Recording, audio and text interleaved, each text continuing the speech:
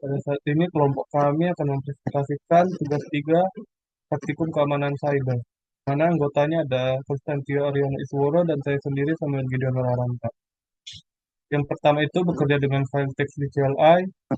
Yang satu, editor teks gratis. Untuk step satunya kita akan buka Skype dari Guild. Oke, membukanya kita klik application, CyberOps, dan Skype. Selanjutnya kita akan masukkan teks ini ke file Skype-nya. Setelah itu kita klik file dan save. Kita beri nama space.txt.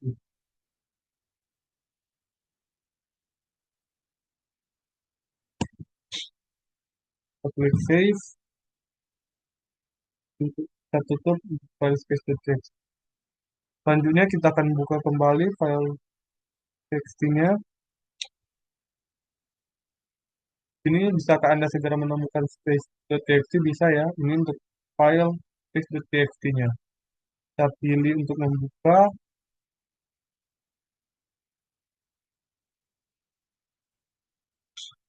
Bisa. Selanjutnya setelah itu bisa kita tutup kembali. Untuk step 2-nya itu buka Skype dari terminal. Kita buka terminalnya dulu dan masukkan from Skype.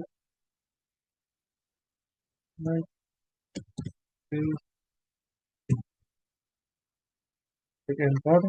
Nah, perhatikan bahwa Skype terbuka di latar depan. Ini jendela terminal digunakan untuk meluncurkannya masih terbuka di latar belakang. Selain itu, perhatikan bahwa jendela terminal yang digunakan untuk meluncurkan Skype tidak lagi menampilkan perintah tersebut. Mengapa perintahnya tidak ditampilkan? Perintah tidak ditampilkan lagi di jendela terminal karena Skype diluncurkan sebagai proses independen. Saat perintah dijalankan, terminal segera mengembalikan kontrol tanpa menunggu Skype ditutup, sehingga perintah tidak lagi terlihat di terminal. Setelah itu, bisa kita tutup contoh Skype ini dengan mengklik icon X seperti sebelumnya.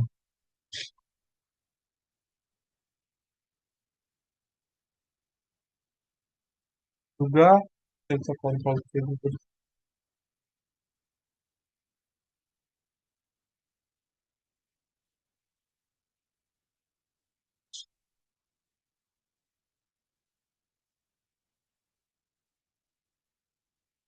Oke, selanjutnya saya tutup juga untuk bagian terminal itu. Selanjutnya part 2 yaitu editor teks baris perintah. Untuk bagian A-nya kita disuruh membuka terminal dan mengetik nanospace.txt. Ini nanospace.txt. Nah, nano akan diluncurkan dan secara otomatis memuat berkas teks space.txt. Meskipun teks tersebut mungkin tampak terpotong dan atau tidak lengkap, sebenarnya tidak demikian karena teks tersebut dibuat tanpa karakter yang dikembalikan dan pembukuan baris tidak diaktifkan secara default. Nano menampilkan satu baris teks yang panjang. Gunakan tombol keyboard Home dan N untuk navigasi cepat ke awal dan akhir. Ini ya. Selanjutnya, karakter apa yang digunakan Nano untuk menyatakan bahwa suatu garis berlanjut melampaui batas? Nano menggunakan simbol ini, bisa dilihat di bagian ini, ujung kanan layar untuk menunjukkan bahwa garis teks berlanjut melewati batas layar. Selanjutnya, kita bisa melakukan Ctrl X untuk keluar dari Nano. Kita Ctrl X. Nah, untuk mengontrol Nano juga, kita bisa menggunakan tombol CTRL, LT, Escape, atau Meta tombol. Navigasi di Nano juga sangat mudah digunakan, yaitu gunakan panah untuk berpindah-pindah di antara berkas. Part 3-nya bekerja dengan file konfigurasi. Step satunya kita disuruh menemukan file konfigurasi. Di sini kita disuruh untuk menggunakan perintah ls untuk mencantumkan semua file di direktori home analysis. ls1. Meskipun beberapa file ditampilkan, tidak satu pun dari file tersebut tampaknya merupakan file konfigurasi. Hal ini karena sudah menjadi kebiasaan untuk dan file konfigurasi yang dihosting di direktori beranda dengan menambahkan karakter titik di awal namanya. Selanjutnya kita disuruh gunakan perintah ls lagi, tapi kali ini tambahkan opsi min a untuk menyertakan file tersembunyi dalam output. ls min a.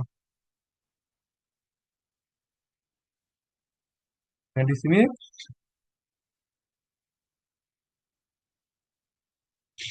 ini file-file tersembunyi juga bisa ditampilkan seperti .desert, seharusnya dia itu disembunyikan. Oke, selanjutnya itu sini kita disuruh menggunakan perintah cat untuk menampilkan konten file .desert.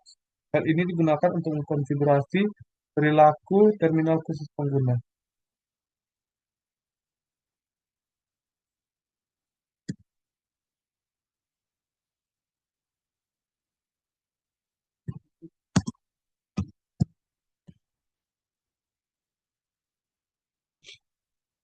Oke, selanjutnya gunakan kita disuruh untuk menggunakan perintah ls untuk mencantumkan isi direktori dari garis miring attention.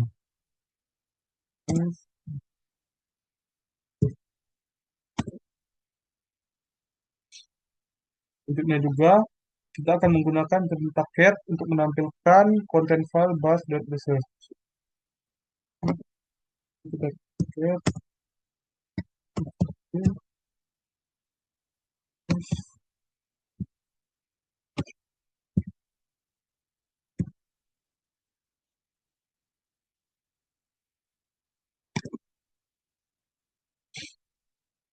Nah, pintak bus.desert ini berada di luar cakupan kursus ini. Berkas ini mendefinisikan perilaku default cell untuk semua pengguna.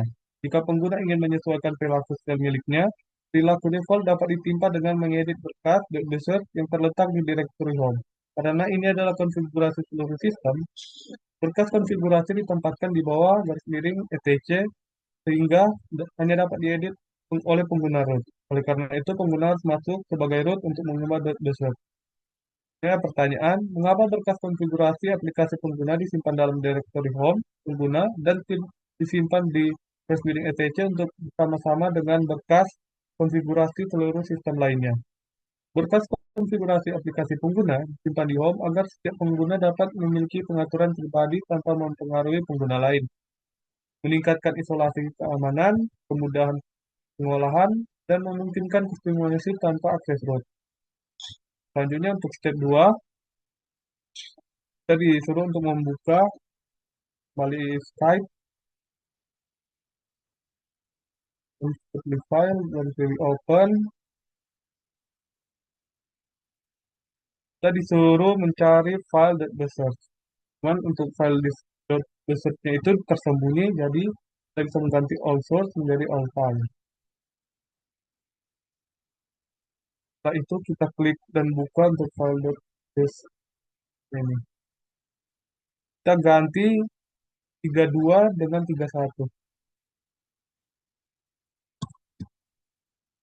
Nah, 32 adalah kode untuk warna hijau, sementara 31 untuk mewakili warna merah. Itu untuk bagian terminal. Selanjutnya, kita disuruh simpan.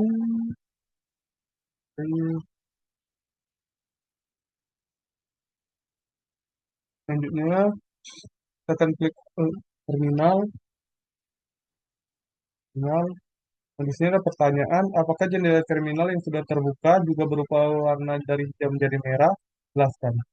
Jendela terminal yang sudah terbuka sebelumnya tidak akan langsung berubah warna dari hijau menjadi merah. Hal ini terjadi karena perubahan kode warna dalam konfigurasi hanya diterapkan pada sesi terminal yang baru dibuka. Hanya kita buka terminal baru dan dia sudah berubah warna.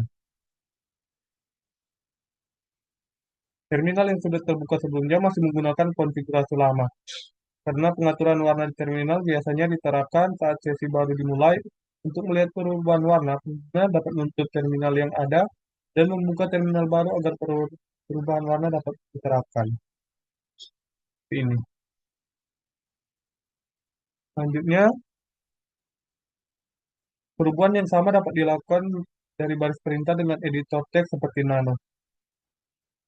Aku mencoba untuk memasukkan prompt ini yaitu Nano Oh, dot plus.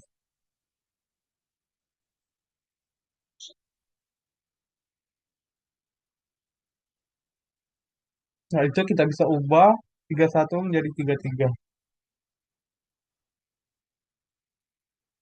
Itu menjadi 33. Itu kita ketik tombol Ctrl X dan yes. Kemudian kita klik enter.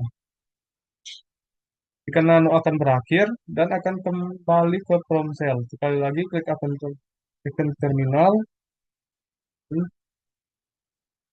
Sini untuk garis 3 adalah kode warna untuk kuning. From sekarang ini akan muncul dalam warna kuning bukan merah lagi. Ini. Selanjutnya yaitu mengedit file konfigurasi untuk layanan. Pertama kita akan buka berkas konfigurasi Nginx di Nano. Nama berkas konfigurasi yang digunakan di sini adalah custom servers.conf. Kita bisa memasukkan prompt ini yaitu sudo nano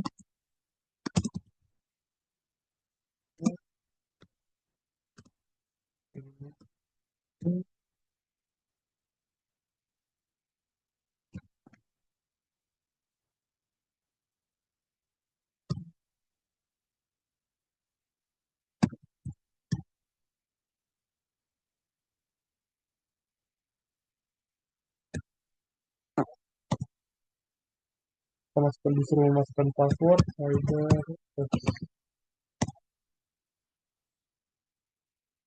nya ya itu kita langsung copy paste.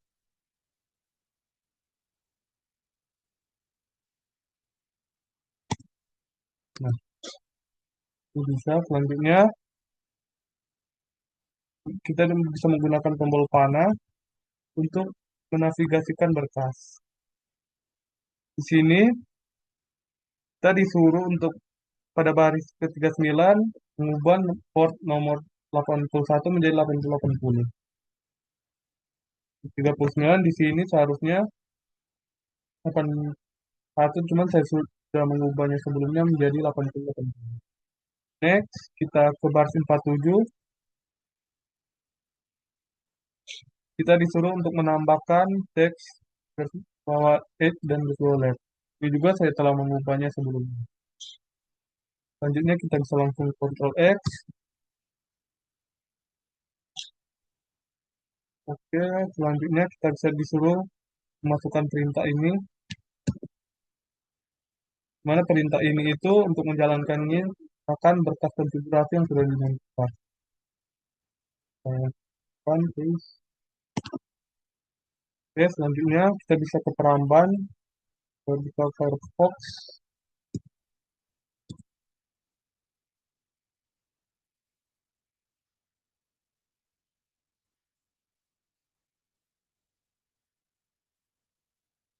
Dan pada bila alamat kita bisa memasukkan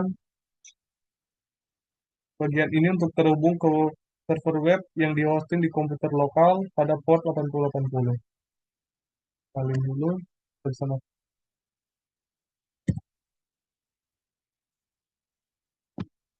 Nah, dengan berhasil membuka beranda Nginx, lihat pesan koneksi di jendela terminal dan apa yang maksud dengan pesan kesalahan tersebut. Untuk kali terminal.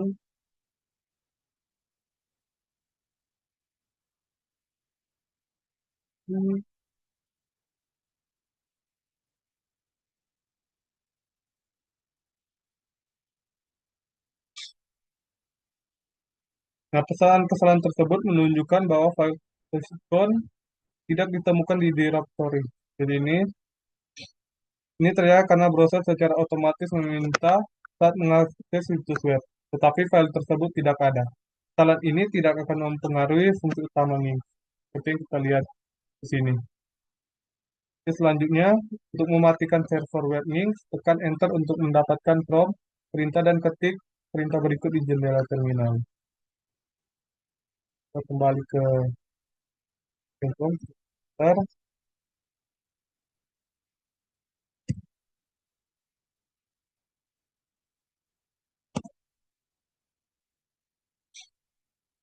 Dan ini tuh akan selanjutnya kita dapat menguji apakah server ini benar-benar mati dengan lebih dahulu menghapus riwayat terkini peramban, lalu menutup dan membuka kembali peramban. Lalu bisa masukkan ke beranda Nginx yaitu untuk angka ini. Dan kita lihat apakah laman web tersebut muncul. Ini sudah pikir ini untuk buat server Nginx itu mati. Kita bisa cek ke ini. Untuk melihatnya kita bisa langsung refresh. Lamban akan menampilkan pesan kesalahan unable to connect. Seperti ini, karena tidak ada layanan yang berjalan di port 8080 untuk merespon permintaan.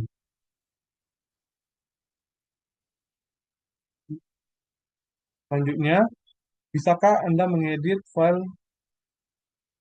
garis miring etc garis miring links dengan custom configuration conf dengan Skype dan jelaskan proses di bawah ini. Selanjutnya kita bisa memasukkan Skype.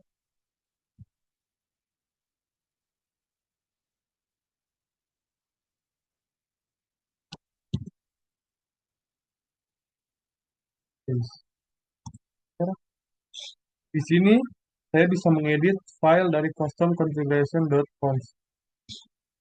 Oke, bisa kita tutup. Selanjutnya pada cerminan, tergantung pada layanannya, opsi lebih lanjut mungkin tersedia untuk konfigurasi.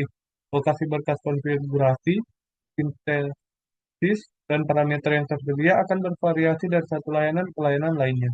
Lalu baca dokumentasi untuk mendapatkan informasi. Izin juga merupakan penyebab umum masalah. Jika Anda memiliki izin yang benar sebelum mencoba mengedit berkas konfigurasi. Seringkali, layanan harus dimulai ulang sebelum perubahan berlaku. Baik, selanjutnya kita masuk ke lab mengenal sel Linux. Untuk pertama itu dasar-dasar sel. Step satunya itu untuk mengakses baris perintah. Sini kita disuruh membuka terminal. Selanjutnya, kita bisa mempelajari halaman manual dengan mengetik man.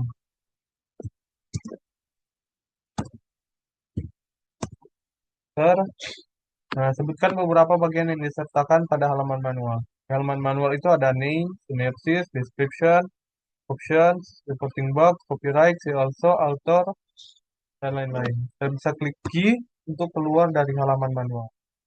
Kita disuruh di sini menggunakan perintah man untuk mempelajari lebih lanjut tentang perintah cp, itu dengan klik man cp.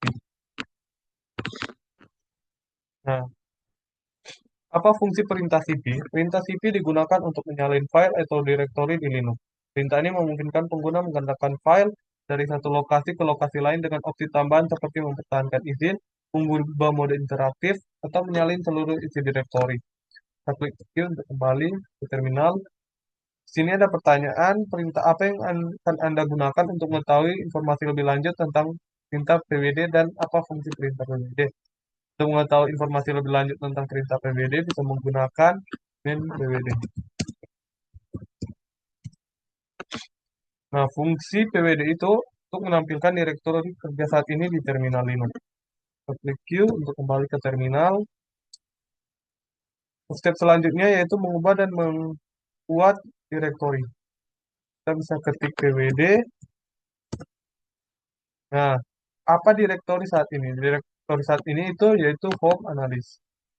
Kita juga bisa mengarahkan manual ke direktori home analyst jika saat ini bukan direktori home analyst, yaitu dengan menambahkan CD pada bagian depan. Tapi karena kita masih berada di home analyst, kita langsung skip ke bagian selanjutnya, yaitu kita disuruh mengetik ls-1 pada prompt untuk mencantumkan file dan folder yang ada di folder saat ini. ls-1. Oke, selanjutnya ini kita disuruh membuat folder baru dengan menggunakan perintah mkdir untuk membuat 3 folder, yaitu side of folder 1 sampai side of folder 3. Mempercepat, kita bisa langsung copy paste. Paste ini, folder 1, folder 2, dan folder 3. Oke, selanjutnya, di sini kita disuruh untuk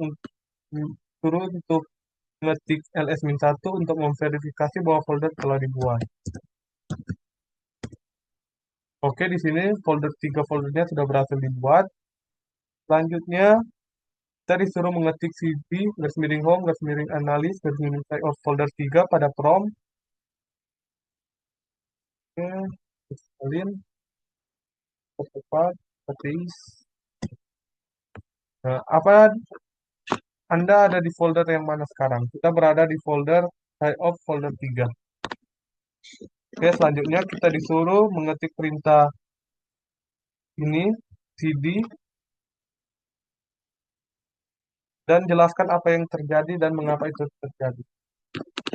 Bisa paste di sini, kita klik enter.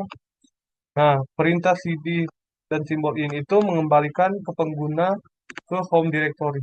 Karena simbol ini itu, yang ini, dia itu shortcut untuk directory ke home pengguna. Selanjutnya, kita disuruh gunakan perintah nclear untuk membuat folder baru bernama site of folder 4 di dalam site of folder 3. Untuk mempercepatnya itu, kita bisa langsung copy paste saja. Oke, kita klik enter.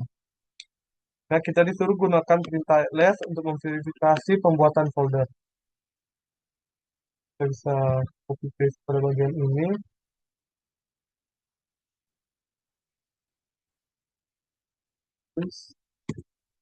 Nah, di mana ini untuk hasilnya? Site of folder 4 berhasil. Oke, pada bagian selanjutnya itu kita disuruh untuk menambahkan LA pada pada pada di sebelah LS ini. Kita bisa langsung paste,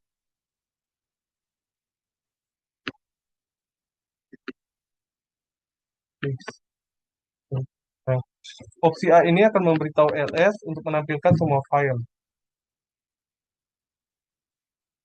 Oke, selanjutnya kita ubah direktori saat ini ke home, analis, layout, folder 3.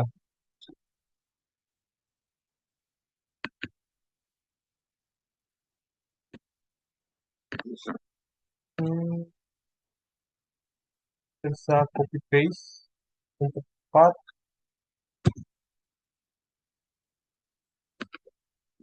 Enter. Selanjutnya kita disuruh mengetik cd titik dan kita lihat apa yang akan terjadi. Satu. Nah, cd titik 1 ini tidak akan membuat perubahan apapun karena cd titik yang saat ini tetap berada di direktori saat ini atau mempresentasikan direktori saat ini. Selanjutnya kita akan mengubah direktori ke dua titik direktori. Akan berubah ke direktori yang satu tingkat di atasnya. Direktori ini juga dikenal sebagai direktori induk. Kita bisa klik cd, kali titik, klik enter. Apa yang terjadi? Dia akan berpindah ke folder induk yaitu site of folder 3 ke home analis. Selanjutnya untuk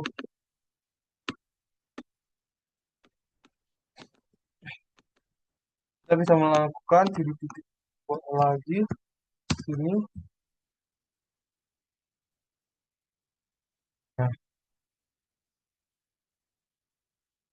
Nah, apa direktori saat ini jika mengeluarkan perintah cd.2 di analis checkops? Nah, jika dijalankan kembali, direktori saat ini akan berubah dari home analis ke home.cd. Nah, kita bisa lanjut lagi menambahkan pada analis checkops. Lihat apa yang akan terjadi.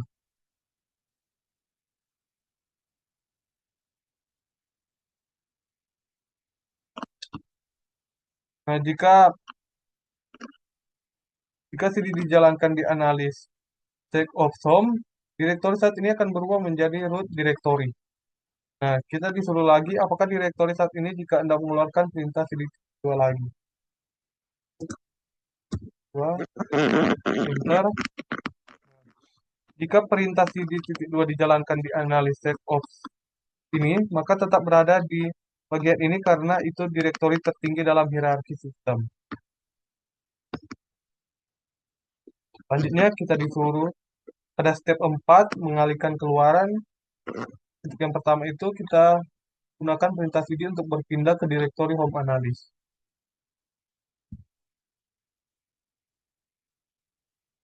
Oke, menampilkan pesan karena pesan. Ini karena tidak ada output yang ditetapkan, Eko akan menampilkan opsi output ke jendela terminal saat ini. Mencoba langsung paste in.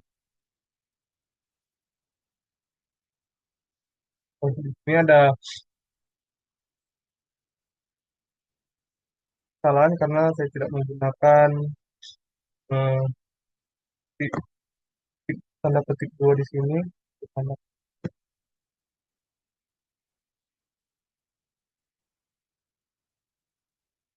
Mencoba kembali.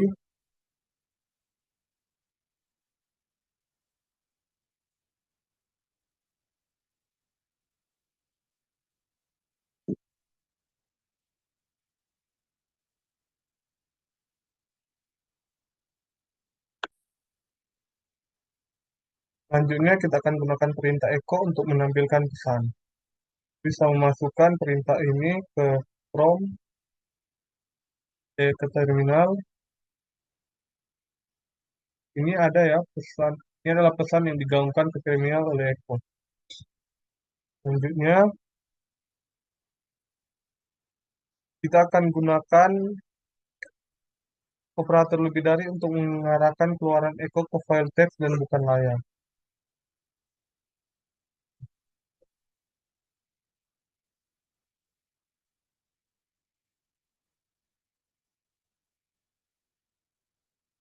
Oke, nah tidak ada output yang ditampilkan. Apakah itu yang diharapkan? Ya, itu yang diharapkan. Operator lebih dari mengarahkan output ke file garis bawah teks, garis bawah file.txt sehingga tidak ditampilkan di terminal. Perhatikan bahwa meskipun berkas text file.txt tidak ada, berkas tersebut secara otomatis dibuat untuk menerima output yang dihasilkan oleh Echo. Gunakan perintah ls-1 untuk memverifikasi apakah berkas tersebut benar-benar dibuat. Ketik ini, ls-1.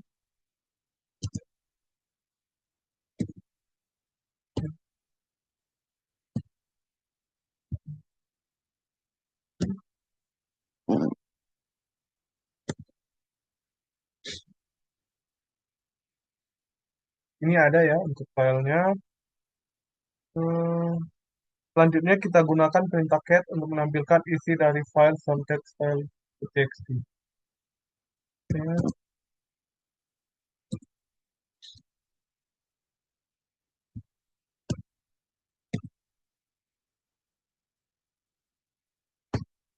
enter.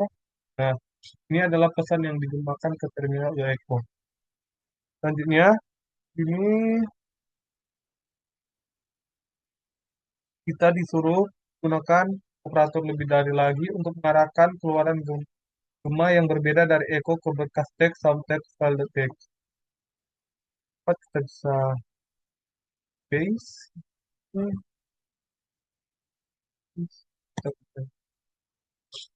Oke, selanjutnya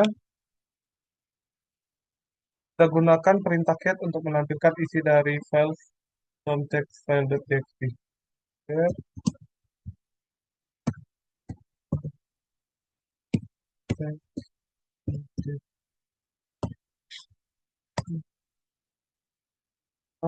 nah,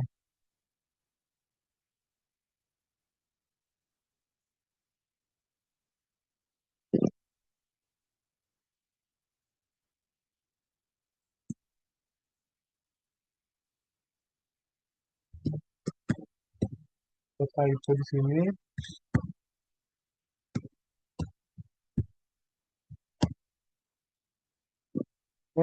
Nah, ini adalah pesan yang berbeda sekali lagi ke terminal oleh Echo.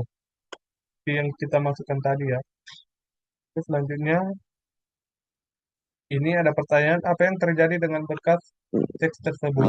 Isi dari text file.txt itu akan ditimpa dengan teks baru menggantikan isi konten sebelumnya. Selanjutnya untuk step 5 mengalihkan dan menambahkan ke berkas teks. Sini untuk menambahkan pesan-pesan teks file detektif saya jalankan perintah di bawah ini. Salin.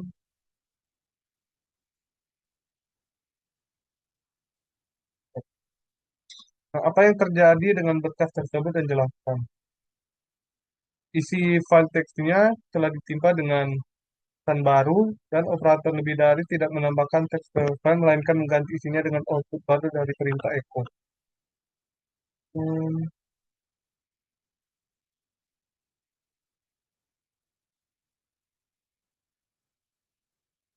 oh ya, sini kita pertama tadi harusnya disuruh untuk gunakan perintah cat untuk menampilkan kembali isi berkas dari soundtext file project.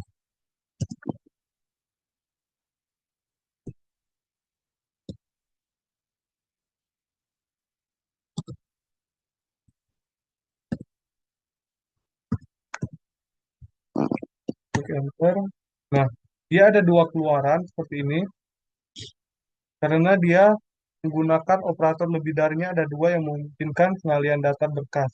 Bedanya adalah itu menambahkan data akhir berkas yang dirujuk dan dengan menjaga konten saat ini tetap utuh. Di ini maka dia akan ada dua hasil. Oke, selanjutnya itu untuk selanjutnya bekerja dengan berkas tersembunyi di Linux. Selanjutnya kita disuruh untuk menggunakan ls-1 untuk menampilkan file yang disimpan di direktori home analysis. Ls,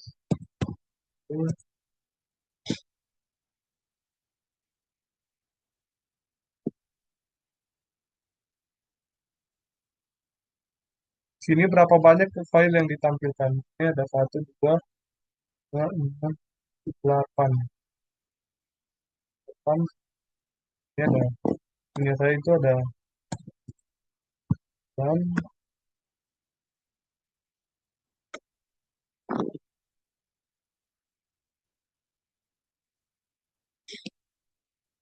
Selanjutnya itu gunakan perintah ls-la untuk menampilkan file di direktori home analysis termasuk file tersembunyi.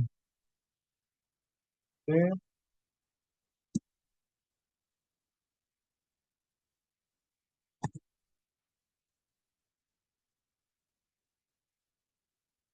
Di sini untuk file saya itu ada 172.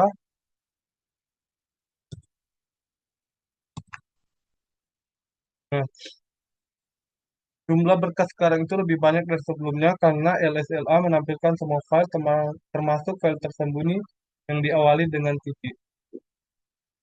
Oke, selanjutnya apakah mungkin untuk menyembunyikan seluruh direktori dengan menambahkan titik depan namanya? Apakah ada direktori dalam output LSLA di atas?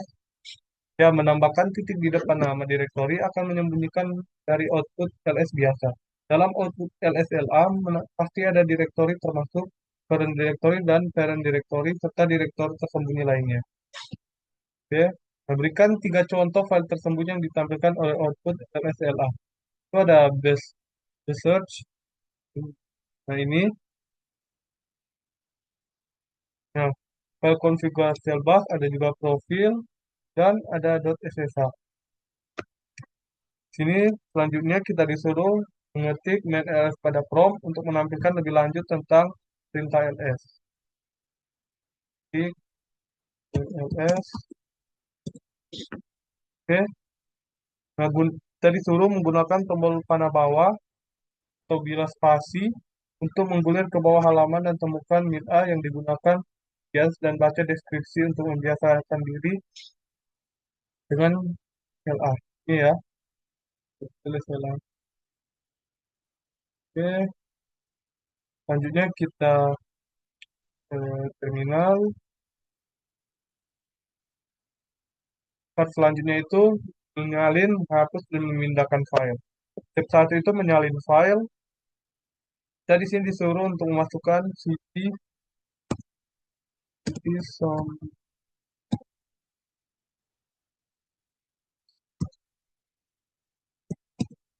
file. of folder folder. Ini ada ini typo, bisa copy saja untuk mempercepat.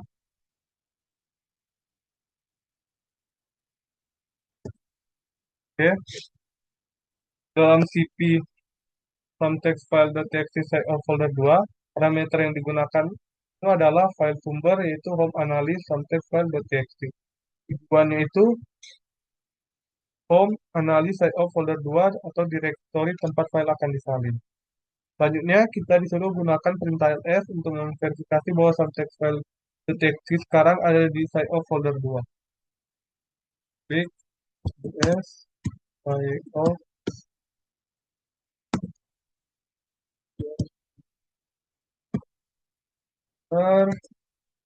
Nah, ini sudah ada ya untuk context file.txt-nya.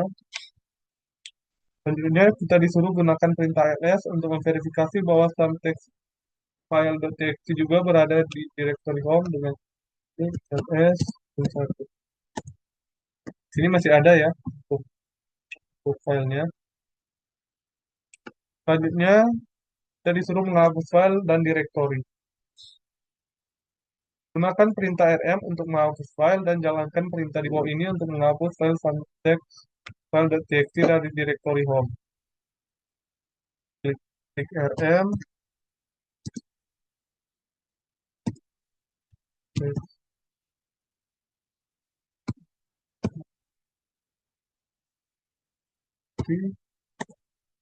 Dan kita cek ls satu. Kita menggunakan ls satu. Di sini context file.txt-nya sudah berhasil dihapus di directory home analysis. Oke, selanjutnya, nah di Linux, directory dilihat sebagai jenis berkas. Dengan demikian, perintah rm juga digunakan untuk menghapus directory. Tetapi opsi min-r itu atau rekursif harus digunakan. Perhatikan bahwa semua berkas dan direktori lain di dalam direktori tertentu juga dihapus saat menghapus direktori ini. Jalankan perintah di bawah ini untuk menghapus folder save of folder 1 dan isinya. Bisa mengetik rm min-r save of folder 1.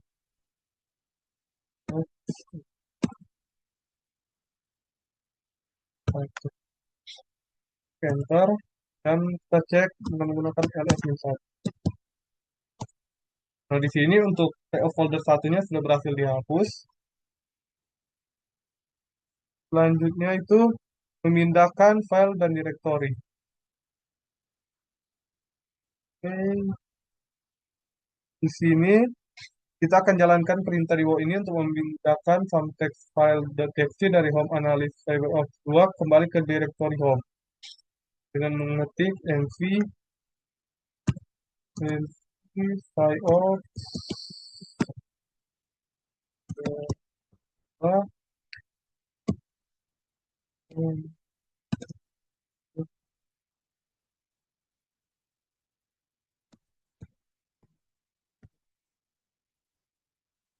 enter.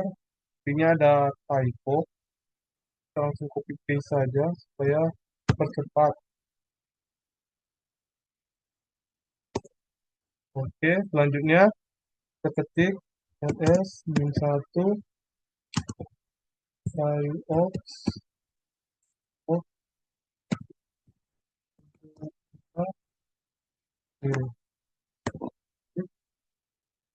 Ini sudah tidak ada ya. Kayaknya tidak muncul apa-apa karena memang filenya itu sudah berpindah. Selanjutnya kita cek untuk ls-1 home.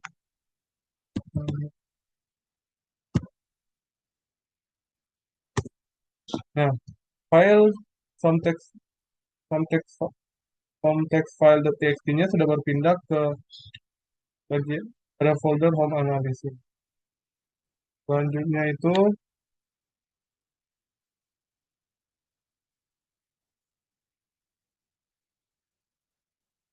kita akan selanjutnya kita akan menjawab pertanyaan di bawah ini. Mengapa titik digunakan sebagai parameter tujuan untuk MV? Titik digunakan sebagai parameter tujuan dalam perintah MV karena dalam sistem Linux, saat menjalankan perintah mv side of folder 2 subtext file.txt, file file file- file.txt itu akan dipindahkan dari side of folder 2 ke direktori saat ini atau home analysis. Menggunakan titik sebagai tujuan memastikan file tetap memiliki nama yang sama tapi berpindah lokasi ke direktori tempat perintah dijalankan. Ya, perintah env juga digunakan untuk memindahkan seluruh direktori dan berkas yang ada di dalamnya. Untuk memindahkan save folder 3 ke save folder 2 bisa gunakan perintah ini. Salin, cepat kita copy paste.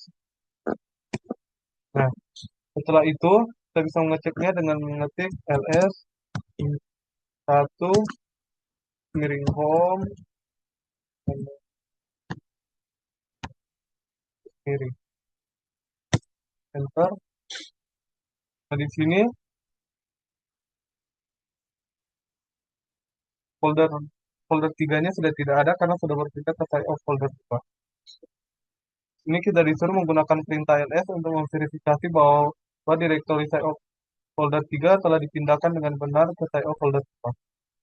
ls 1 save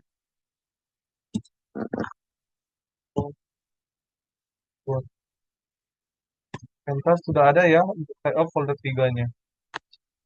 Oke, selanjutnya pada cerminan, apa keuntungan menggunakan baris perintah Linux? Keuntungan menggunakan baris perintah Linux antara lain efisiensi dan kecepatan.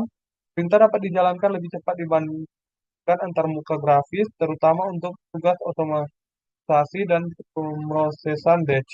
Kontrol lebih lanjut, guna memiliki akses penuh ke sistem, memungkinkan konfigurasi dan manajemen yang lebih dalam, dan juga otomasi dan script dapat digunakan dalam script shell untuk mengotomisasi tugas berulang.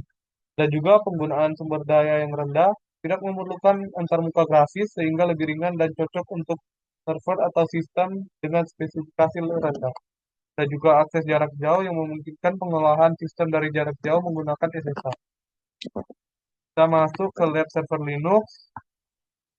Nah, pada bagian server, step satunya kita akan membuka terminal menggunakan terminal balik terminal baru.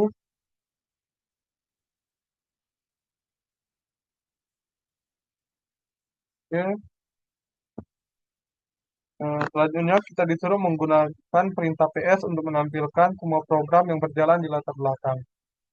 Tambahkan sudo ps enter password temukan CyberOps. Oke. Nah, mengapa perlu berlari atau ps sebagai root mendahului perintah dengan sudo? Menjalankan ps sebagai root atau sudo ps diperlukan untuk melihat semua proses yang berjalan di sistem, termasuk proses milik pengguna lain dan proses sistem yang dilindungi. Oke, selanjutnya di Linux, program juga dapat memanggil program lain. Perintah ps juga dapat digunakan untuk menampilkan hierarki proses tersebut. Gunakan opsi min EJH untuk menampilkan hierarki proses yang sedang berjalan. Kita ketik sudo ps min enter. Nah, bagaimana hierarki proses dipresentasikan oleh PS? Hierarki proses dapat dipresentasikan oleh PS menggunakan opsi PS printf, forest, atau PS exeges. Sini menampilkan proses dalam struktur pohon menggunakan hubungan antara proses induk dan proses anak. Seperti yang disebutkan sebelumnya, server pada dasarnya adalah program yang seringkali dimulai oleh sistem itu sendiri saat booting. Tugas yang dilakukan oleh server disebut layanan. Dan demikian, server web menyediakan layanan web. Nah, selanjutnya perintah nestat adalah alat yang hebat untuk membantu mengidentifikasi server jaringan yang berjalan di komputer. Kekuatan nestat terletak pada kemampuannya untuk menampilkan koneksi jaringan. Selanjutnya, output Anda bergantung pada jumlah koneksi jaringan terbuka pada VM Anda. Ini kita bisa masukkan nestat, stat, oh, maaf, ada typo. Ini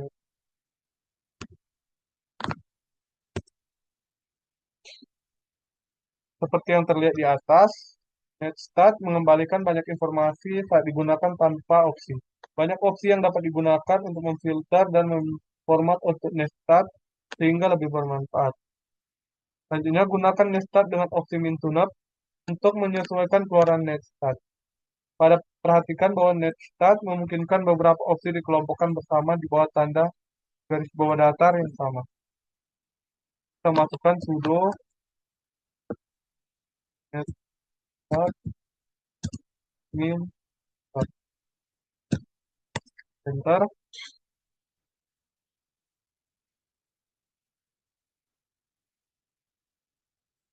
Nah, di sini ada pertanyaan, apa arti min T, min U, min N, min A, dan min P di netstat? Gunakan min netstat untuk menjawab.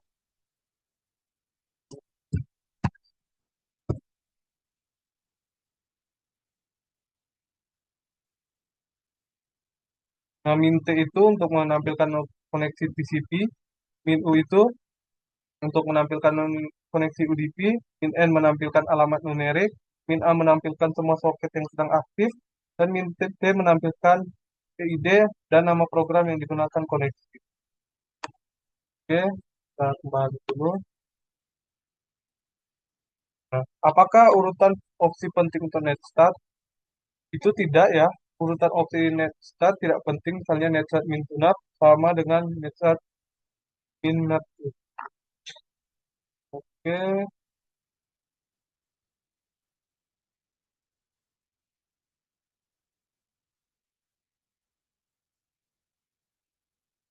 Nah, klien akan terhubung ke port dan menggunakan protokol yang benar. Minta informasi dari server output netstat. Di atas menampilkan sejumlah layanan yang saat ini mendengarkan pada port tertentu dan kolom yang menarik. Ini untuk kolom pertama itu menunjukkan protokol layer 4 yang digunakan. Kolom 3 itu menggunakan format address port. Kolom keempat itu menggunakan soket yang sama.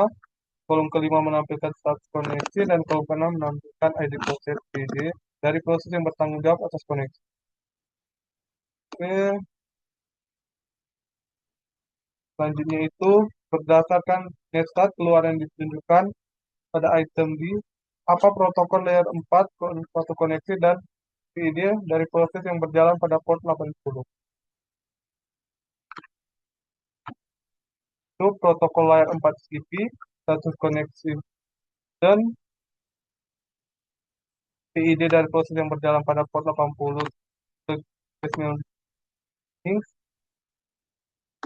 Meskipun proses port hanyalah konvensi, dapatkah Anda menebak jenis layanan yang berjalan pada port 80 ini?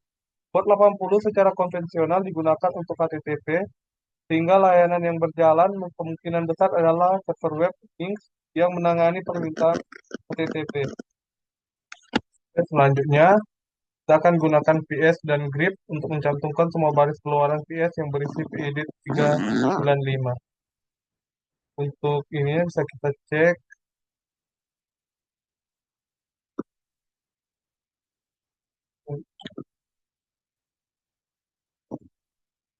Maaf, ada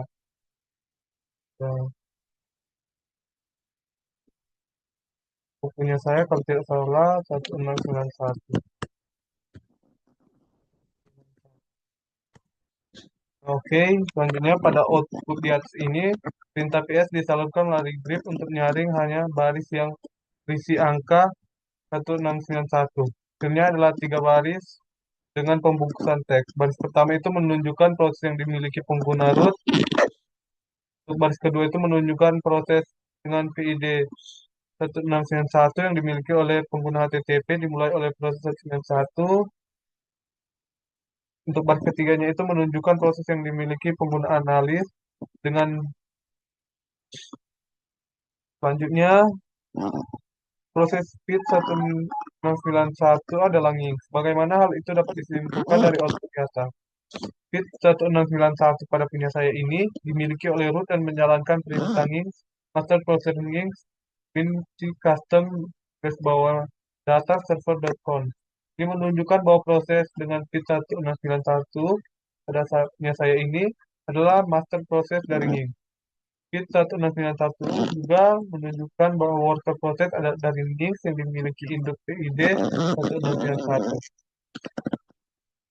Jadi dapat disimpulkan bahwa PIT 1691 itu adalah proses utama atau master dari Nginx. Nah, apa itu Nginx? Apa fungsinya? Nginx adalah web open source yang juga dapat digunakan sebagai reverse proxy, load balancer, HTTP cache, dan mail proxy server. Nginx terkenal karena kemampuannya menangani banyak koneksi secara efisien dibandingkan dengan server web lain seperti Apache. Baris kedua menunjukkan proses 1691 dimiliki oleh pengguna bernama HTTP dan memiliki nomor proses. Dengan satu sebagai proses induknya. Apa artinya? Apakah ini berlaku umum?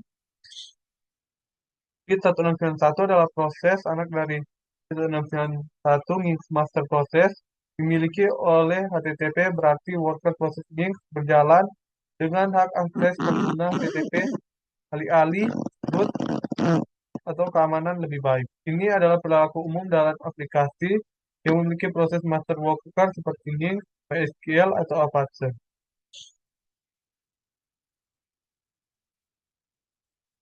Mengapa Barstraki menunjukkan pada grid 1691 ini terjadi karena grid 1691 biasa itu juga mencari dirinya sendiri dalam daftar proses.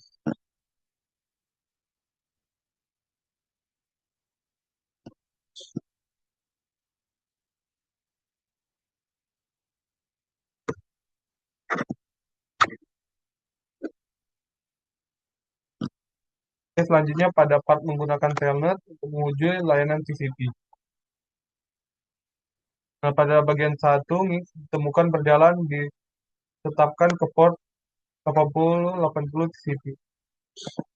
Ini kita disuruh gunakan telnet untuk terhubung ke host lokal pada port 8080 TCP.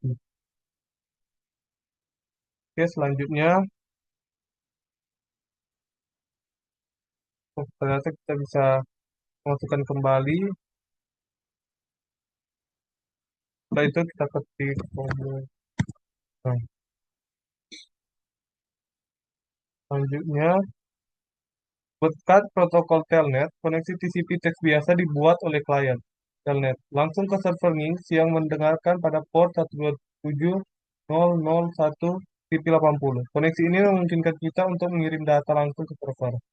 Karena Nginx adalah server web, ia tidak memahami urutan huruf acak yang dikirim kepadanya dan mengembalikan kesalahan dalam format halaman web. Mengapa kesalahan dikirim sebagai halaman web? Kesalahan dikirim sebagai halaman web karena Nginx adalah server web. Dan cara standar bagi server web untuk merespon permintaan yang salah adalah dengan mengembalikan halaman HTML yang berisi pesan kesalahan. Meskipun melaporkan kesalahan dan memutuskan koneksi, kita dapat belajar banyak hal, yaitu Nginx dengan PID 1691 sebenarnya adalah server web dan versi Nginx-nya itu eh, 1.102. Tumpukan jaringan VN CyberOps Workstation kami juga berfungsi penuh hingga lapisan 7. Nah, tidak semua layanan sama. Beberapa layanan dirancang untuk menerima data yang tidak diformat dan tidak akan berhenti jika sampah yang dimasukkan melalui papan ketik. Berikut ini adalah contoh layanan tersebut.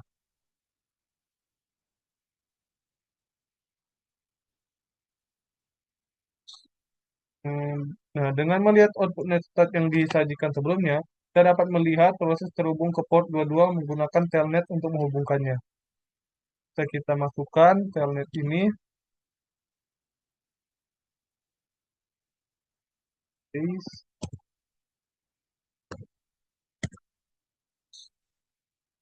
Nah, ketika kita menggunakan telnet untuk terhubung ke port 22, apa yang terjadi? Setelah telnet gagal terhubung, karena port ini digunakan oleh klien DHCP yang berbasis UDP, sedangkan Telnet hanya mendukung koneksi TCP. Oke, selanjutnya pada cerminan, apa keuntungan menggunakan NetStat? Keuntungan menggunakan NetStat adalah memungkinkan pengguna untuk melihat koneksi jaringan aktif, port yang sedang digunakan, protokol yang digunakan, serta proses yang terkait dengan koneksi tersebut. Dan itu, NetStat dapat membantu dalam pemecahan masalah jaringan, mendeteksi koneksi, curigakan, dan memantau lalu lintas jaringan pada sistem. Apa keuntungan menggunakan Telnet? Apakah aman? Keuntungan menggunakan Telnet adalah kemampuannya untuk mengakses dan mengelola perangkat jaringan atau server dari jarak jauh menggunakan koneksi berbasis teks. Namun Telnet tidak aman karena mentransmisikan data termasuk kredensial login dalam bentuk teks biasa tanpa inskripsi, sehingga rentan terhadap serangan penyadap atau man in the middle. Oleh